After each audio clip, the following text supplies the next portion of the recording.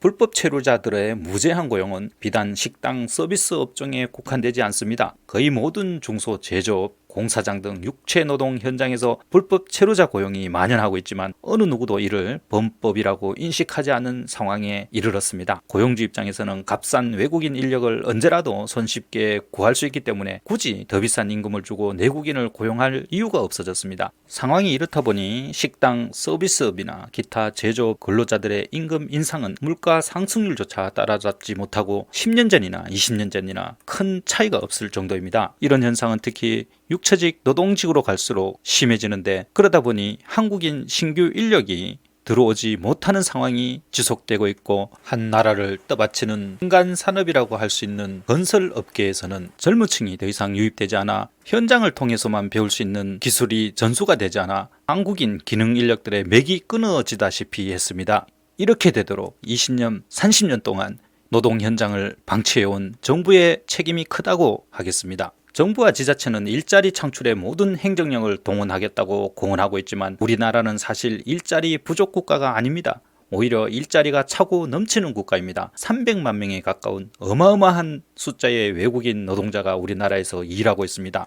우리나라 한 개 도의 인구보다 더 많은 숫자의 외국인 노동자들이 들어와서 일을 하고 있는 것입니다. 우리나라 사람들은 일자리가 없다는 의미가 어떤 것인지 아직 피부로 느끼지 못하는 경우가 많습니다. 이 지구상에는 하루 1달러짜리 일자리가 없어서 쓰레기통을 뒤지거나 하늘만 쳐다보며 하루를 보내는 국민을 가진 나라가 부지기수입니다. 외국인이 300만 명이나 들어와서 일을 할 정도로 일자리가 넘쳐나는데도 일자리가 없다고 아우성치는 이런 코미디 같은 일을 어떻게 이해해야 하겠습니까? 외국인 노동자 숫자는 제가 미국에 있을 때 2012년도에 우리나라에 150만 명이었는데 불과 8년도 되지 않아 그 2배의 숫자가 늘어났습니다. 한 나라의 노동정책의 기본은 일자리 확보를 통해 자국민의 고용을 보장하는 데 있다고 해도 과언이 아닙니다. 그만큼 일자리 하나하나가 모두 소중한 것이기 때문입니다. 문제는 우리나라에 존재하는 이런 소중한 일자리가 더 이상 외국인용 일자리가 아니라는 데 있습니다. 우리나라는 1990년대 중순부터 3D 업종 기피로 인해 많은 중소기업에서 인력난에 시달렸고 외국인 노동자 수입을 통해 상황을 타개해왔습니다. 근본적인 노동 정책을 세우는 것이 아니라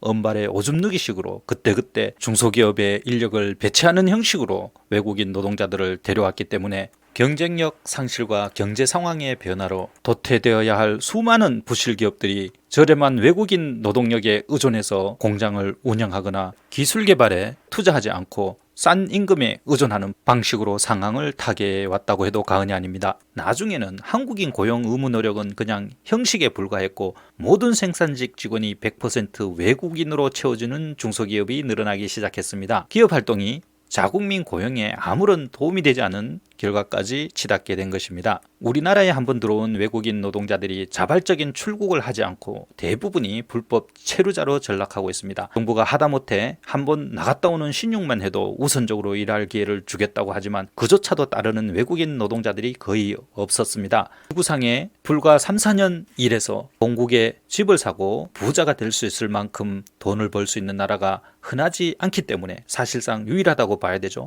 이 때문에 한번 들어온 외국인들은 무슨 수를 써서라도 한국에 남아있으려고 합니다. 남아있는 정도가 아니라 사돈의 8촌까지 다 불러들이고 있는 실정입니다. 중소기업은 계속해서 산업인력을 요청하고 합법 기간이 끝나면 또다시 불법 체류자가 되는 악순환이 20년 넘게 이어지면서 우리나라는 한번 들어오면 나갈 필요가 없는 불법 체류자 천국이 되어버렸습니다. 농촌, 어촌, 동네 분식집, 철공소 가리지를 않고 외국인 불법 체류자들을 만날 수가 있습니다. 외부의 제재가 없는 상황에서 더 싼 인건비로 사람을 구할 수 있다면 경제 이론상 불법 체류자 고용 현상은 영원히 멈추지 않을 것입니다. 싼 임금을 찾아 나서는 고용주들은 아프리카인이든 방글라데시인이든 가리지 않고 이들을 한국으로 데려오는 일을 멈추지 않을 것입니다. 제가 누누이 말을 했지만 육체노동을 해서도 충분히 미래를 설계할 수 있는 소득이 보장되는 사회가 되도록 정부가 앞장서고 노력해야 합니다. 좋은 게 좋은 것이라며 문제를 외면한다고 있는 문제가 사라지는 것이 아닙니다. 불법 체류자 문제를 정면으로 바라보지 않고 편법으로 돌려가면서 막으려고 하면 호미로 막을 것을 가래로 막는 날이 올 것입니다.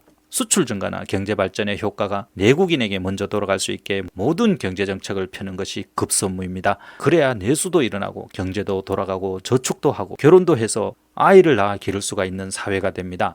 한 달 내내 1년 12달 정직하게 일하고도 빈곤에서 탈출하기는커녕 당장 눈앞의 생존을 걱정해야 한다면 그것은 개개인이 못나거나 게을러서가 아니라 나라가 잘못된 것임을 깨달아야 합니다.